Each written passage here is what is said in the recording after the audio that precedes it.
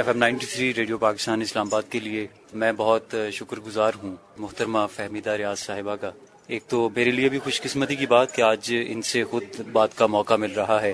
بہت عرصے سے ہم پتھر کی زبان کے الفاظ ڈھونڈنے کی کوشش کرتے رہے اور دریدہ بدن جو تھا اس کی حقیقتیں جاننے کی کوشش کرتے رہے اور پھر اپنے آپ کو جو مٹی کی مہورت سمجھتی ہیں ان کی اصل حقیقت کو بھی سمجھنے کی کوشش کرتے رہے. اور آج جبکہ سب لال و گوہر ہمارے سامنے ہے تو ایک طویل سفر ان کی شاعری کا، ان کے لفظوں کا، ان کے خیالات کا ہمارے سامنے آ کھڑا ہوتا ہے.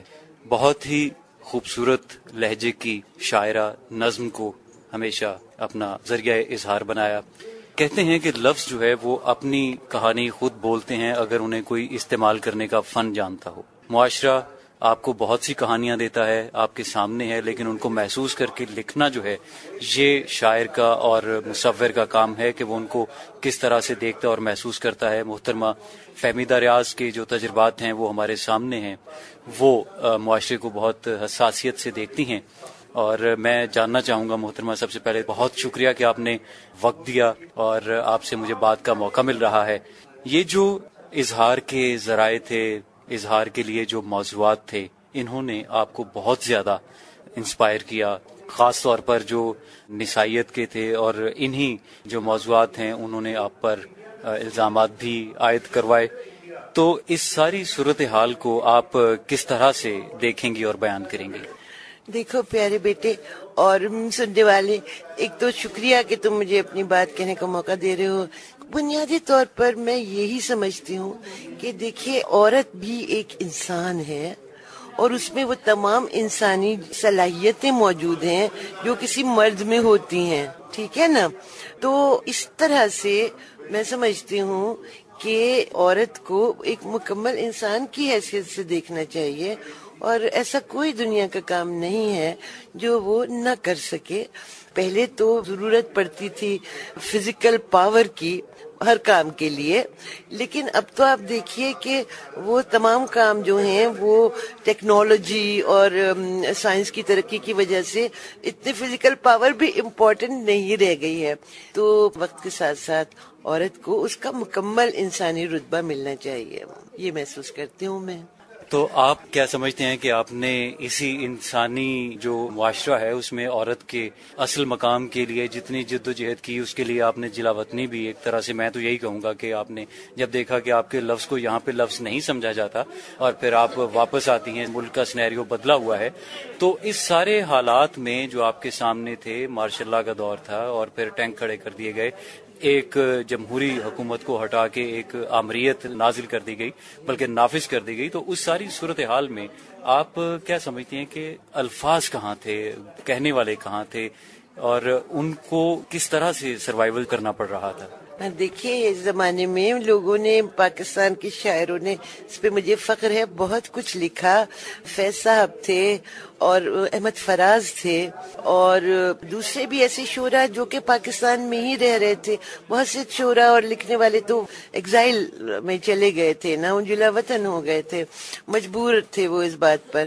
مگر جو لوگ یہاں رہ گئے تھے ان لوگوں نے بھی طرح طرح سے راستے نکالے، نظم میں بھی، نثر میں بھی.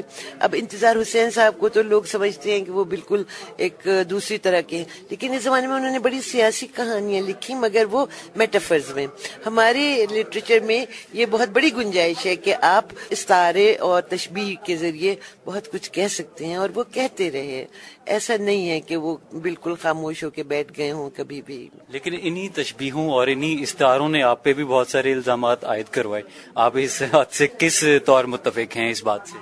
چونکہ میں تو زیادہ کھل کر کہتی تھی، لیکن میرا تو حیثیت کیا ہے جب اتنے پاکستان سے شدید محبت کرنے والے فیض صاحب تک پر یہ الزامات لگے رہے، تو ہم تو کس شمار قطار میں ہیں؟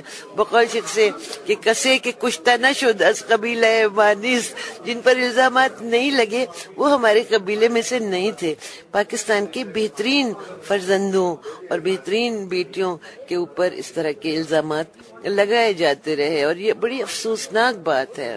درست فرمایا کہ یہ واقعی بہت افسوسناک بات ہے. لیکن اگر میں محترمہ اس بات کو اس پہلو سے دیکھوں کہ انہی الزامات نے آپ کو تحریک دی، مزید لکھنے کی. آپ کی لکھائی میں، آپ کی لکھاوٹ میں، آپ کے لکھنے میں نکھار آیا. آپ نے زیادہ مؤثر انداز سے لکھا. تو آپ میری اس بات سے کس حد تک متفق ہوں گی؟ دیکھیے، میر کا شعر ہے کہ بڑی سلیقے سے میری نبھی محبت میں، تمام عمر میں ناکامیوں سے کام لیا. تو ناکامیوں سے کام تو لیتا ہے انسان، لیکن میں یقیناً کہوں گی کہ یہ بالکل ضروری نہیں ہے کہ کسی شاعر کو بہت برے حالات میں رکھا جائے تبھی وہ کوئی اچھی چیز لکھ پائے گا. اب مولانا روم کو دیکھیے کہ سلجوقی بادشاہ ان کی سرپرستی کرتے تھے، انہوں نے آپ کو مثنوی مولانا روم دی. علامہ اقبال کی زندگی کوئی قید و بند میں نہیں گزری، انہوں نے آپ کو کتنا زبردست شاعری دی. اگر میری زندگی اتنا مصائب کاٹتے ہوئے نہ گزرتی، این ممکن تھا کہ میں اس سے بہت زیادہ اچھا کچھ لکھتی اور آپ کے سامنے پیش کرتی. لہٰذا یہ سوچنا کہ شعراء جو ہیں، دیکھیے وہ برے حالات کا بھی استعمال کر لیتے ہیں کیونکہ تخلیقیت ہوتی ہے نا، ان میں کریٹیوٹی ہوتی ہے، لیکن برے حالات میں ضروری نہیں ہے کہ وہ اچھی چیزیں جو ہیں وہ تخلیق کریں اور اچھے حالات میں نہ کریں. سب سے بڑی بات یہ ہے. اور جب آپ واپس تشریف لائی ہیں تو جانے سے پہلے کی جو آپ کی تخلیقات تھیں اور واپس آنے کے بعد جو آپ نے تخلیق کیا، جو آپ نے لکھا، ایک تو ویسے ہجرت بڑا مضبوط استعارہ ہے. ہجرت ہمیشہ پازیٹیو ہوتی ہے، آپ کو تحریک دیتی ہے. تو آپ اپنے آپ کو اگر ڈفرینشیٹ کریں ان دو ادوار میں تو کس طرح سے کریں گی؟ ایک وہ دور ہے جس میں آپ اسٹوڈنٹ لائف سے شروع ہوتے ہیں اور باہر جانے سے پہلے تک جب آپ کے الفاظ کو وہ اہمیت نہیں آپ سمجھتی ہیں کہ دی گئی، اور دوسرا وہ کہ جب آپ تشریف لاتی ہیں واپس، اس کے بعد کی جو تخلیقات ہیں، تو ان کو آپ کس طرح سے ڈفرینشیٹ کریں گی؟ دیکھیے، میں جو انگلینڈ گئی تھی تو وہ میں کسی ایگزائل میں نہیں گئی تھی. دراصل میری تو شادی کر دی گئی تھی، میں وہاں پڑھ رہی تھی اور میں وہاں BBC میں کام بھی کرتی تھی.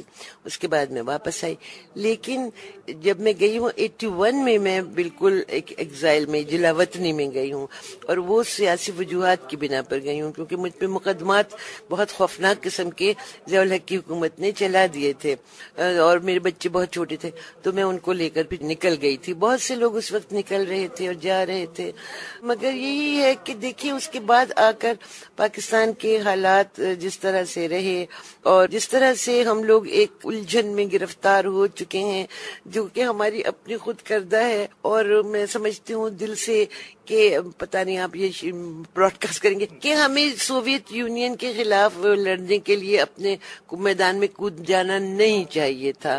اسی چیز نے ہم کو بے تحاشا مصائب میں مبتلا کر دیا ہے، اور اس وقت کی تخلیقات آج ہمارے چاروں طرف بھوت پریت بن کر گھوم رہی ہیں، اور ہم اب ایک بہت بڑی الجھن میں ہیں، اور ہمیں اس سے کسی طرح سے نکلنا ہے اور اپنا ایک راستہ اختیار کرنا ہے. اس سے پہلے پاکستان ایک نارمل ڈگر پر چل رہا تھا جہاں بے شک معاشرتی خامیاں تھیں، مگر ان کو ٹھیک کرنے کے راستے کھلے ہوئے تھے اور انہیں آہستہ آہستہ ٹھیک بھی کیا جا رہا تھا اور کیا جا سکتا تھا. ہمیں وہ راستہ واپس اپنے لیے کسی طرح سے حاصل کرنا ہے. آپ بہت حساس تھیں اور ہیں. دیکھیے، انسان کو احساس اللہ تعالیٰ نے ودیت کیا ہے، اور بالکل کیوں نہیں، اور جو شاعر وغیرہ ہوتے ہیں وہ یقیناً دوسرے لوگوں سے کچھ زیادہ حساس تو ہوتے ہیں، یہ سچ ہے. اپنے اوپر جو آپ نے خود بھی ذکر کیا، آپ جو الزامات تھے ان کو آپ سچ کس حد تک مانتی ہیں؟ کچھ کی تو آپ نے وضاحتیں فرمائیں، اور میں سمجھتا ہوں کہ فہمیدہ ریاض کو فہمیدہ ریاض بننے میں شاید انہی الزامات کو ایک کردار ادا کرنا تھا. آپ کیا اس حوالے سے کہتے ہیں؟ نہیں، میں آپ سے بالکل متفق نہیں ہوں گی. ویسے تو آپ جانتے ہیں کہ علامہ اقبال جو کہ حکیم ملت اور یعنی سچ پوچھئے تو سب کانٹیننٹ کے مسلمانوں میں ایک تحرک پیدا کرنے والے، ان پر کفر کے فتوے لگے تھے ان کی زندگی میں. تو یہ چیزیں ہوتی رہتی ہیں، اور جو کہتے ہیں فیض صاحب نے کہا تھا کہ اس راہ میں جو ہم پہ گزرتی تھی سو گزری، تو جو سب پہ گزری تھی وہ مجھ پر بھی گزری. مگر میں پھر بھی نہیں کہوں گی کہ یہ الزامات لگنا ہی جو ہے اس نے میری شاعری کو بنایا. اگر یہ سب نہ ہوتا، یہ الزامات نہ لگتے یا اب لوگوں پر نہ لگائے جائیں، جو نئی لڑکیاں اور نئے نوجوان لکھ رہے ہیں ان پر یہ الزامات نہ لگائے جائیں، وہ ان کے لیے بہتر ہے. ان کو آزادی دیجیے. آزادی فکر بے انتہا ضروری ہے ہمارے وطن کے لیے. آزادی اظہار تو آپ کے ہاں کثرت سے ملتی ہے. آپ نے خواتین کے حقوق کے لیے بھی علمبرداری کی.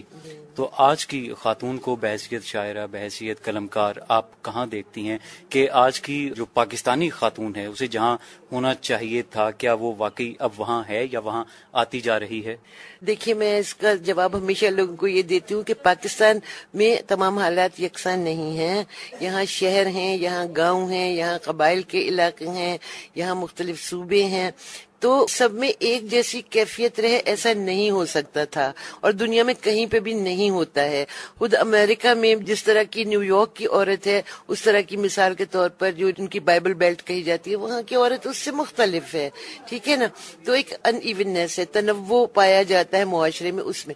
لیکن جہاں تک یہ ہے کہ عورت اپنے جو حصہ ہے اس کا ٹرسٹ، اس میں وہ آگے بڑھی ہے، یقیناً وہ آگے بڑھی ہے. آپ کے ملک کی اس وقت اسپیکر ایک خاتون ہے، آپ کی ایک بہت بڑی لیڈر محترمہ شہید بے نظیر بھٹو ایک عورت تھیں.